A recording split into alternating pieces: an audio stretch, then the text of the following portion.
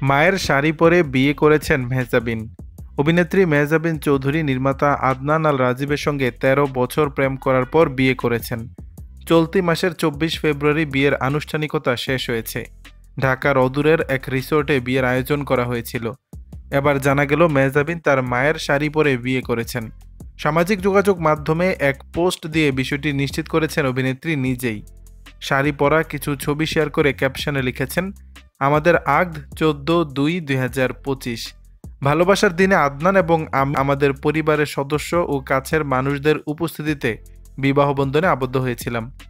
আমাদের জীবনের একটি বিশেষ দিন ছিল এটি, যা আরও অর্থবহ হয়ে উঠেছিল আমাদের প্রিয় মানুষদের উপস্থিতিতে।